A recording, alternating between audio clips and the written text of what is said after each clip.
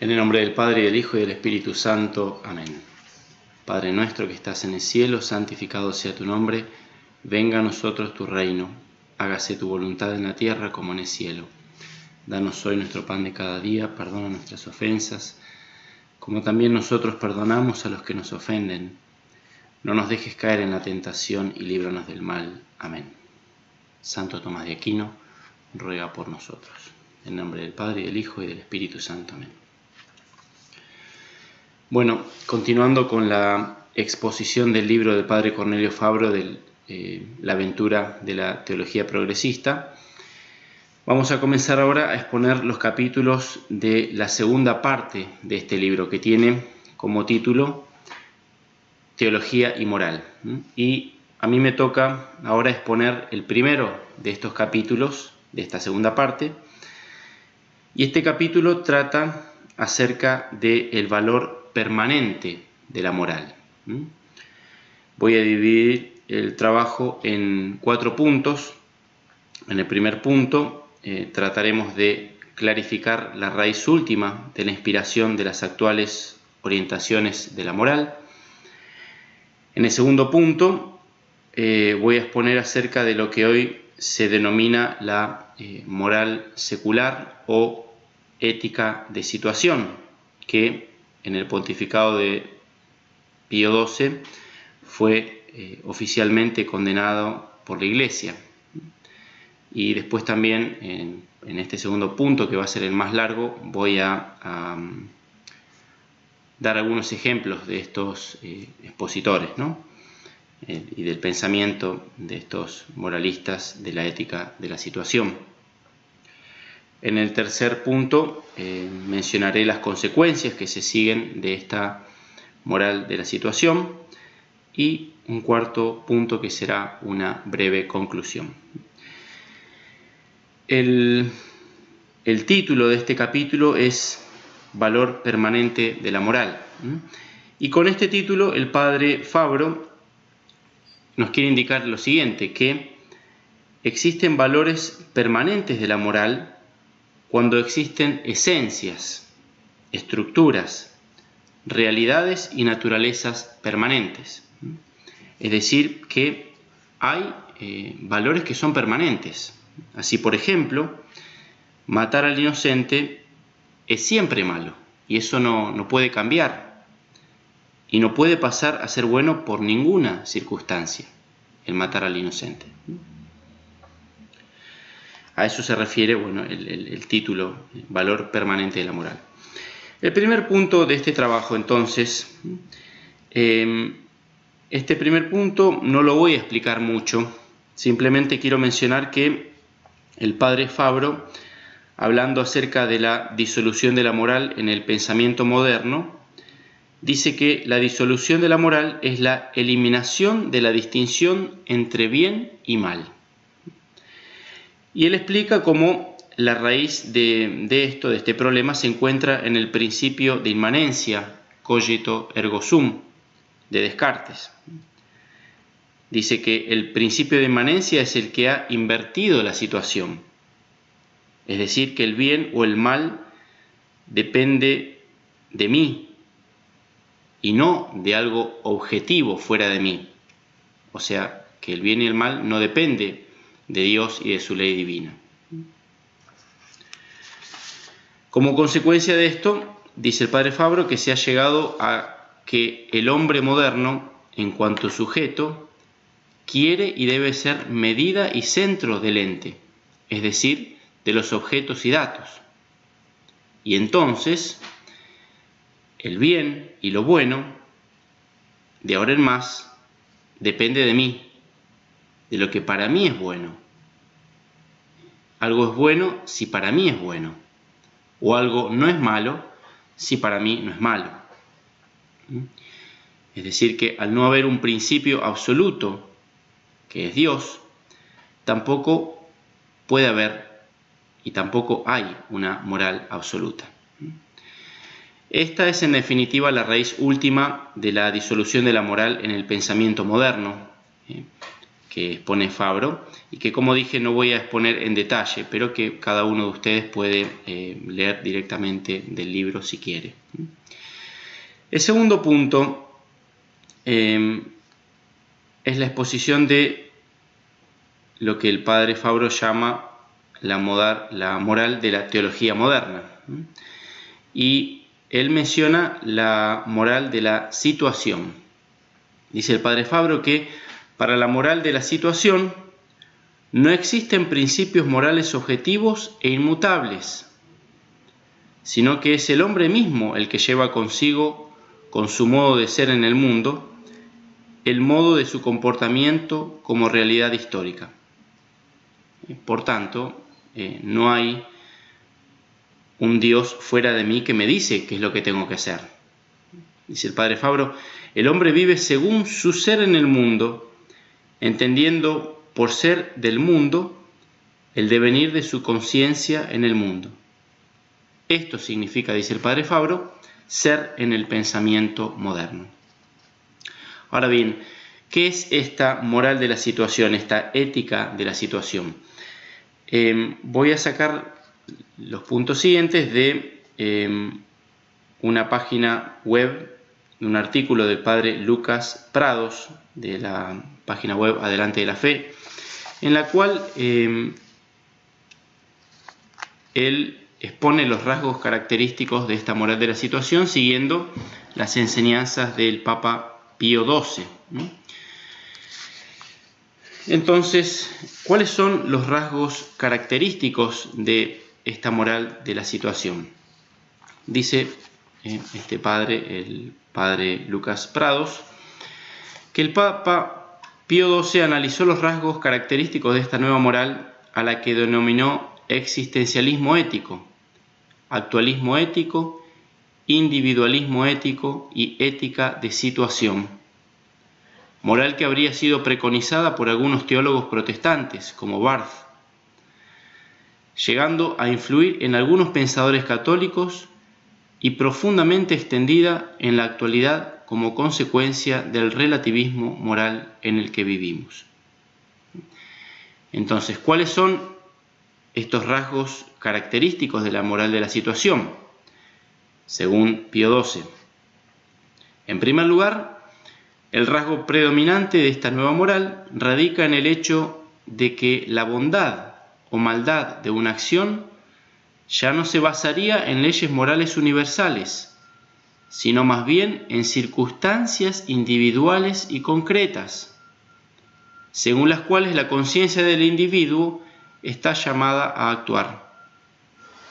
Pues, se aduce, toda persona humana es única, y la situación individual y concreta en la que se encuentra no puede ser repetida. Resultado de esto es que sólo la conciencia del hombre está en condiciones de poder juzgar la bondad o maldad de un acto en un caso determinado. El segundo rasgo característico de esta moral de la situación, esta ética de la situación, es el siguiente. La moral de la situación o la moral de la circunstancia, si bien no niega la validez universal de los principios morales establecidos por Dios, los relega a un segundo plano, ya que de acuerdo con su doctrina, la conciencia del hombre está autorizada a tomar sus propias decisiones, que pueden estar o no de acuerdo con los principios generales de la ley moral, y según las circunstancias individuales en las que el hombre se encuentre. La conciencia del hombre tendrá prioridad sobre las leyes y preceptos. Por ejemplo, la conciencia del hombre va a tener prioridad sobre los mandamientos.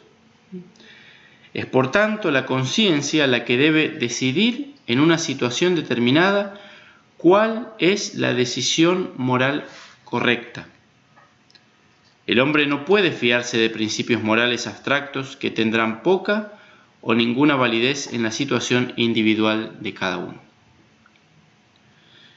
Tercer rasgo característico. La ética de situación mantiene una moralidad individual en la que el yo del hombre se enfrenta al yo de Dios. En esta confrontación personal, el hombre toma su propia decisión.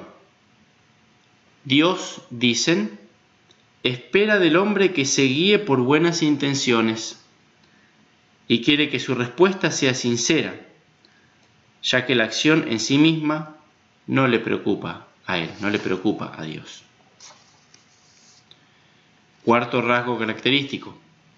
Se afirma que el hombre actual ha alcanzado su mayoría de edad y por ello este tipo de moral se adapta a la medida de las necesidades que esa madurez le impone.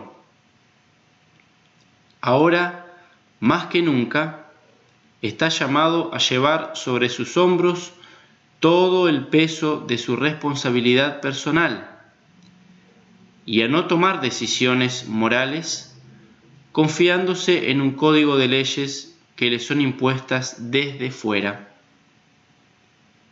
Esta nueva moral, dicen sus defensores, tiene la enorme ventaja de hacer al hombre mucho más consciente de su libertad y responsabilidad.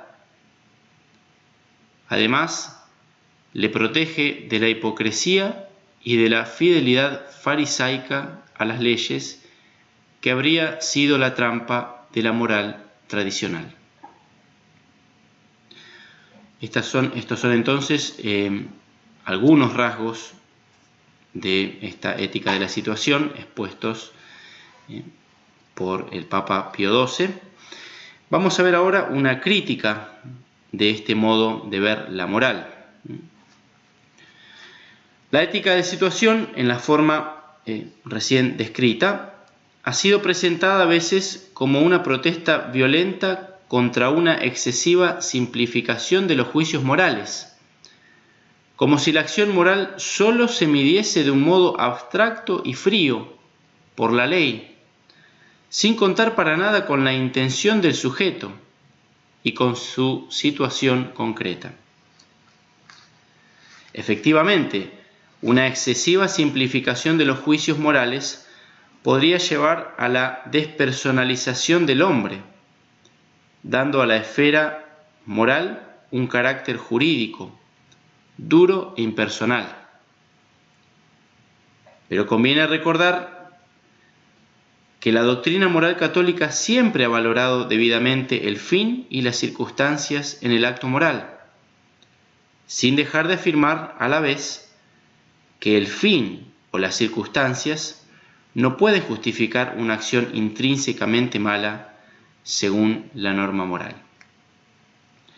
Y es por eso que el Papa Pío XII, refiriéndose a este carácter universal de la moral, él recordaba que la ley moral comprende y abarca todos los casos individuales. Es por tanto erróneo establecer una dicotomía, una división entre la ley misma y su aplicación concreta a los casos individuales. Y así, por ejemplo, el odio a Dios, la negación de la fe, el perjurio, la blasfemia, la idolatría, el adulterio, la fornicación, el robo, la masturbación, etc., están prohibidos siempre por Dios. Ninguna circunstancia, por muy sutil que sea, puede justificar este modo de actuar, estas acciones. Y por eso sería erróneo creer que la moral tradicional descansa sobre principios abstractos, desconectados de las circunstancias concretas en las que se encuentra el hombre. Por el contrario, siempre se ha afirmado que las circunstancias particulares en las que se encuentra el hombre proyectan luz sobre el modo en que deben aplicarse los preceptos morales. Y el Papa Pío XII hace tres consideraciones a las afirmaciones de estos defensores de la ética de la situación. Y las consideraciones son las siguientes. En primer lugar, dice: la buena intención, aunque es importante, no basta para garantizar el carácter moral de un acto. Segundo, el hombre no puede causar nunca un mal para conseguir que de su acción pudiese resultar algún bien. Y tercero, hay situaciones en las que un cristiano está llamado a sacrificarlo todo, incluso su propia vida, con tal de no quebrantar una ley moral. Y tenemos el ejemplo de esto en los mártires, ¿no? Que por no renegar de Dios, por no ofrecer sacrificio, por ejemplo, a los ídolos, fueron capaces de sacrificar su vida. Y terminaba el Papa Pío XII su breve exposición sobre esta nueva moral, subrayando que la moral tradicional ha insistido siempre en la importancia de velar por la formación de la conciencia que lleva a la auténtica madurez cristiana. Esto, no obstante, añade, por muy maduro que pueda ser un hombre, no debemos perder de vista el hecho de que Cristo es y sigue siendo nuestra cabeza y nuestro maestro, y en consecuencia la auténtica madurez implica la libre aceptación de las obligaciones morales que son independientes de los caprichos y deseos humanos. Entonces, estos son algunos rasgos de la teología de la ética de la situación. Voy ahora a exponer, siguiendo al padre Fabro, algunos ejemplos de algunos de estos expositores de esta ética de la situación. Dice el padre Fabro que ejemplo de esta teología es el obispo anglicano J.T. Robinson, para quien no debe haber distinción entre natural y sobrenatural. Dice Robinson que no debe haber distinción entre natural y sobrenatural como hacen los cristianos, especialmente los católicos. Para Robinson, por ejemplo, la ética del sobrenaturalismo, es decir, lo que afirmamos nosotros, de que hay cosas que son malas en sí mismas o buenas en sí mismas, pero por su relación a Dios. El sobrenaturalismo, para Robinson, distorsiona las enseñanzas de Jesús. Por eso Robinson condena el hecho de que ciertas cosas son siempre justas y buenas, y condena el hecho de que otras cosas son siempre equivocadas o malas, como por ejemplo el adulterio o la homosexualidad. Y por tanto, para Robinson no hay valores fijos. ¿Qué dice este Robinson acerca de Jesús?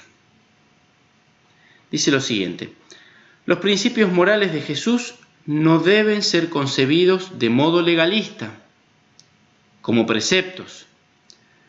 No prescriben lo que el cristiano debe hacer en cualquier circunstancia, ni definen lo que es justo universalmente y lo que universalmente es incorrecto. No son una ley que imponga el amor de manera igual para todos, sino solamente ejemplos de lo que el amor puede pedir de vez en cuando de cada uno de nosotros. Son incluso los preceptos del Evangelio y los discursos de Jesús puras y simples palabras, y por eso hay que interpretarlas de vez en cuando. Nunca hay que tomarlas de un modo demasiado literal, como imposiciones válidas para toda situación y como principios universales, dice él.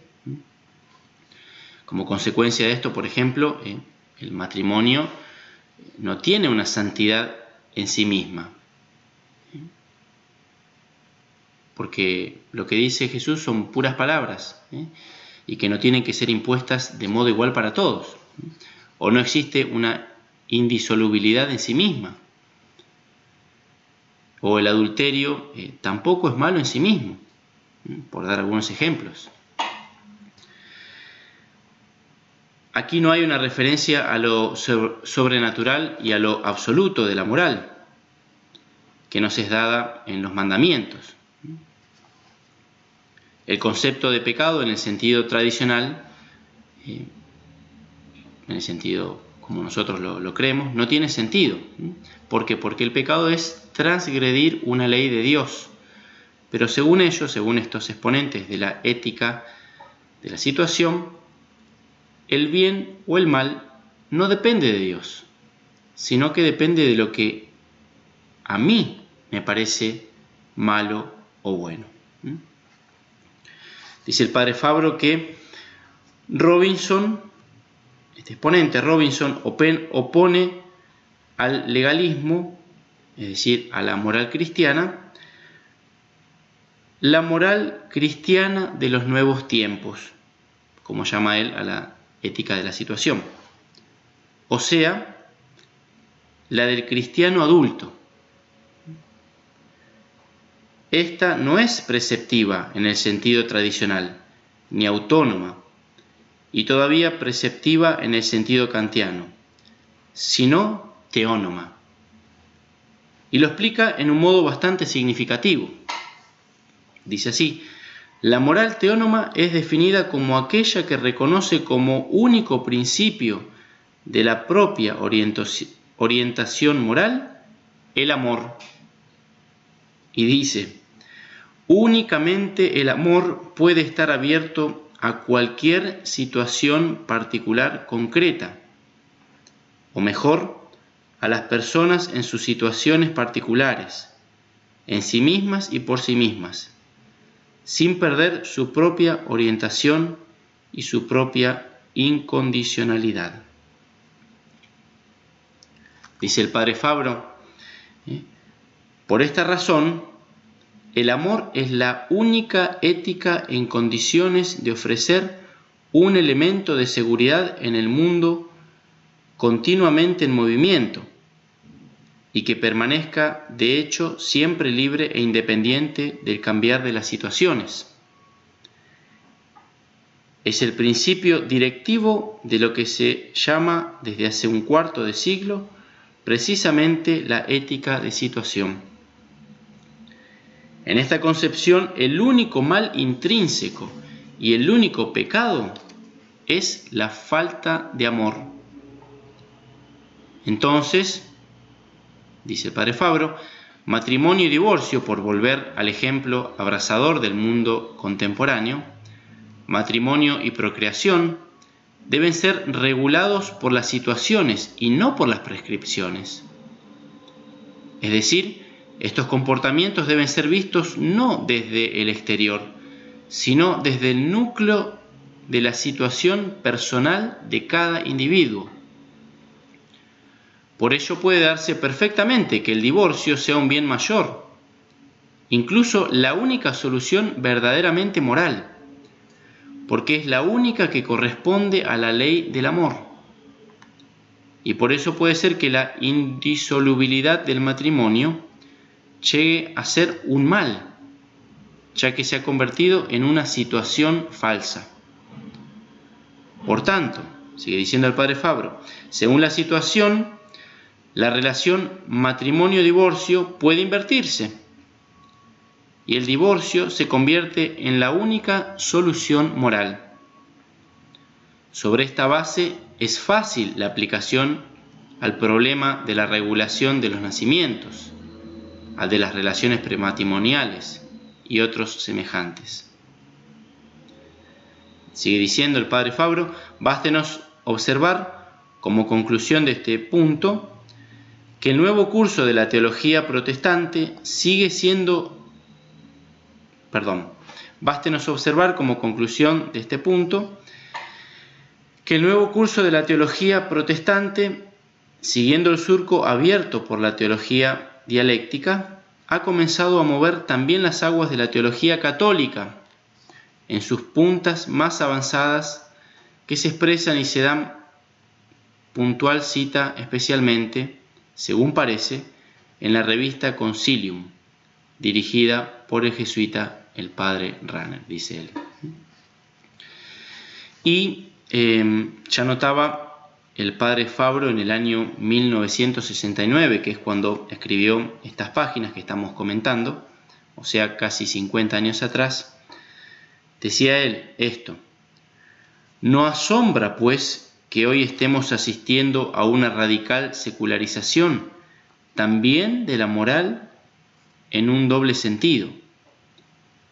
Primero, para el cristiano, la acción moral debe ser no tanto actuación de su personal relación a Dios, sino ante todo compromiso social y político. Y después, en segundo lugar, tal compromiso político acontece a través de toda forma de lucha contra la explotación y la alienación. Esto es ya obra salvífica, es decir, construcción del reino. Y se pregunta el padre: ¿no es esta teología política una recaída en la tentación de mezclar lo sagrado con lo profano, lo eterno con lo temporal, y eliminar a la postre la relación personal del hombre con Dios y con Cristo? El mismo término de teología política no indica la profanación o alineación de la sacra doctrina y de la búsqueda del reino de Dios, que no puede ser de este mundo. ¿Por qué entonces la nueva teología tiende a identificar el amor cristiano con el amor humano, terreno, al nivel animal, y presenta la actividad sexual como la función primaria del crecimiento personal, llegando a afirmar la radical seriedad en el hombre de toda experiencia sexual? Pornoteología, dice, que es la irrisión y la difamación de la moral que ha formado los mártires y los santos. Bueno, según otro exponente de esta ética de la situación, un tal Ambrogio Valsecchi, hay que desvincularse de una concepción de la moral que apele a una concepción absoluta, es decir, a una fundamentación metafísica de la naturaleza humana. Y dice este Valsecchi: la autocomprensión del hombre es elemento esencial de su naturaleza, de modo que la naturaleza humana cambia con el cambiar continuo e inevitable de la autocomprensión que el hombre o el grupo social tiene de sí mismo. De este modo, el juicio sobre la moralidad del ejercicio de la sexualidad no tiene que referirse a un orden natural, sentido y defendido, como analíticamente operativo y analíticamente inmutable, sino que debe partir de la autocomprensión que los hombres tienen de la sexualidad en ese momento, lo que a uno le parezca o sienta aquí ahora, confrontándola en la medida que sea posible con la moral de otros tiempos y lugares, es decir, la moral cristiana. Renglón seguido de lo de arriba, dice el padre Fabro que justamente esta es la moral hippie, que a su vez es la versión radical de la moral de situación condenada por el Papa Pío XII como destructora del compromiso cristiano. Y de aquí se comprende, dice el padre Fabro, la tesis fundamental de la nueva moral, del Eros, que plantea la sexualidad como función primaria del crecimiento personal y para la relación yo-tú, y no en relación a un tercero, que sería el hijo, como Dios quiere. Freud y Marcuse son, por ejemplo, exponentes y considerados como los maestros de esta nueva moral. Dice el padre Fabro también que esto es en definitiva una moral de la inmoralidad y de la obscenidad. De hecho, la conclusión general de orden ético de Valsecchi es la afirmación de la radical seriedad en el hombre de toda experiencia sexual.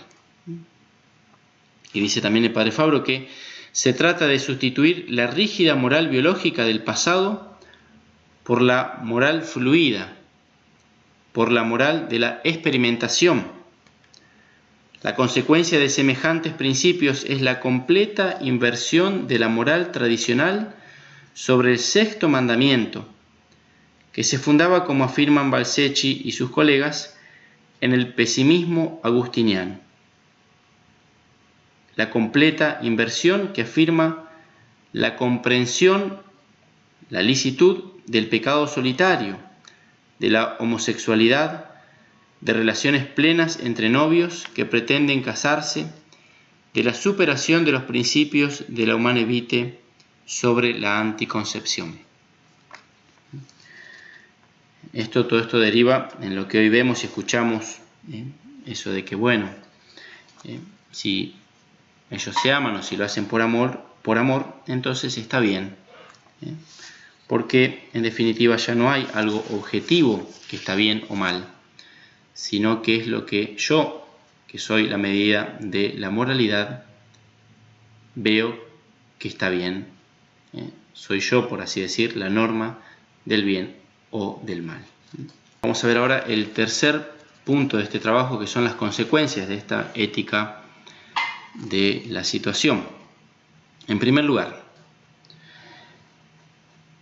el asumir el principio de inmanencia y la inversión de la relación pensamiento-ser, dice el padre Fabro, ha llevado, como se ha visto en el primer punto, al ateísmo y a la inversión del concepto mismo de libertad. Esto ha llevado a dejar completamente en la sombra, incluso por parte de algunos nuevos moralistas católicos, sino a cancelarlo del todo, como hacen los teólogos protestantes, de los que han tornado el estímulo, el concepto y la misma realidad del pecado, como ruptura de la relación personal del hombre con Dios. Ya no hay pecado, con la excusa de que todo se hace por amor y que la regla es el amor. Pero no se puede proceder a determinaciones tan radicales como son el sentido último de las verdades de fe y el fundamento propio de la moral, pasando por encima el problema fundamental de la relación ser-pensamiento, conciencia-realidad. Tal, dice el padre Fabro, es el origen de la pérdida del concepto teológico de pecado. En segundo lugar, segunda consecuencia, el secularismo, que concibe al hombre como independiente en el ser y en el obrar de todo principio y reglas extrahumanos. Es decir, que no hay una referencia a Dios, porque la referencia es uno mismo. Se pasa por alto la referencia a Dios y a Jesucristo, que es justamente Dios encarnado, y sin los cuales cualquier norma carecen de sentido y fundamento. En tercer lugar, la tercera consecuencia, se rechaza el tener un modelo a seguir y por tanto se rechaza el seguimiento de la doctrina cristiana. En esta nueva moral, todo lo que es por amor vale. Y este amor, que no es derivado del mandamiento del amor dado por Cristo, porque sería una contradicción, termina siendo pura pasión y capricho, y termina sustituyendo cualquier ley.